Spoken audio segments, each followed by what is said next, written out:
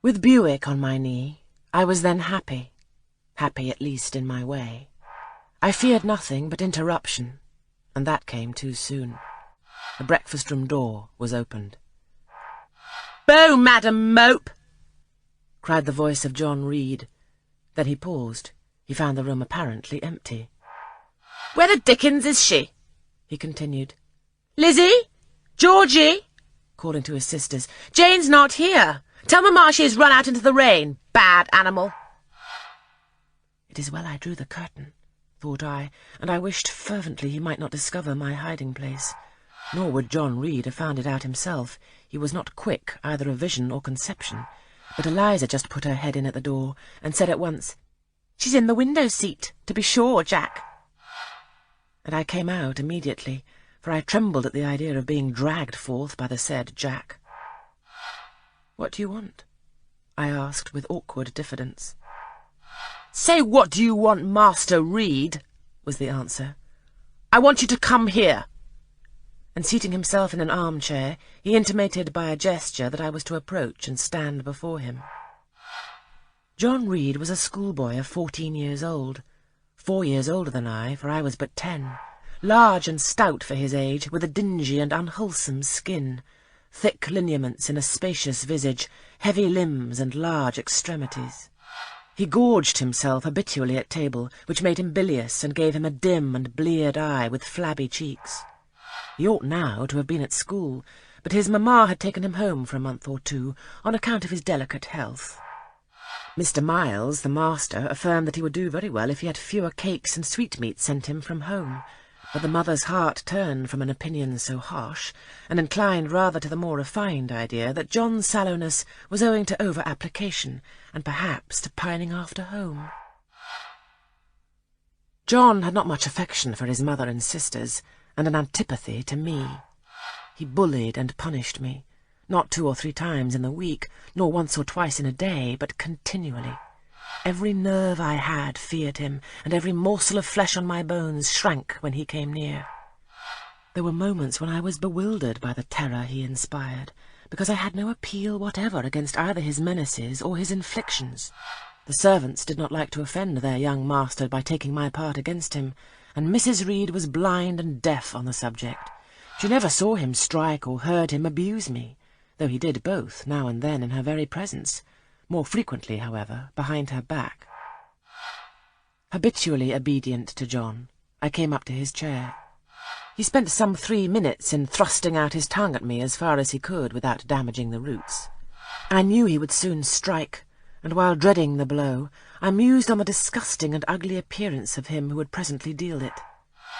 I wonder if he read that notion in my face, for all at once, without speaking, he struck suddenly and strongly. I tottered, and on regaining my equilibrium, retired back a step or 2 from his chair.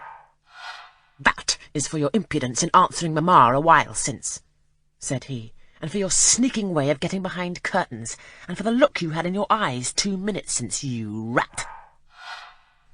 Accustomed to John Reed's abuse, I never had an idea of replying to it.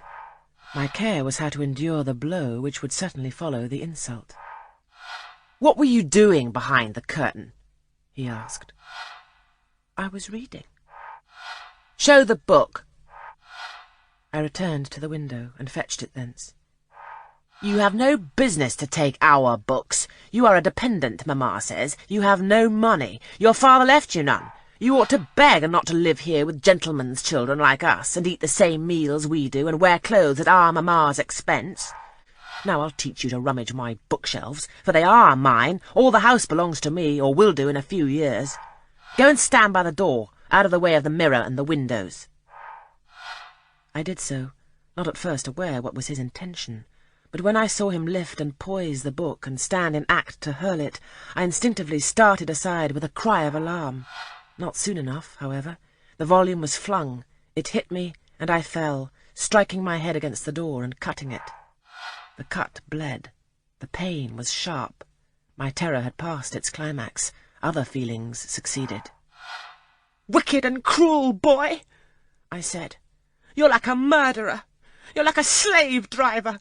You're like the Roman emperors." I had read Goldsmith's History of Rome, and had formed my opinion of Nero, Caligula, etc. Also, I had drawn parallels in silence, which I never thought thus to have declared aloud. "What? What?" he cried. "Did she say that to me? Did you hear her, Eliza and Georgiana? Won't I tell Mamma? But first—" He ran headlong at me. I felt him grasp my hair and my shoulder. He had closed with a desperate thing. I really saw in him a tyrant, a murderer. I felt a drop or two of blood from my head trickle down my neck, and was sensible of somewhat pungent suffering. These sensations for the time predominated over fear, and I received him in frantic sort. I don't very well know what I did with my hands, but he called me "Rat! Rat!" and bellowed out aloud. Aid was near him. Eliza and Georgiana had run for Mrs. Reed, who was gone upstairs.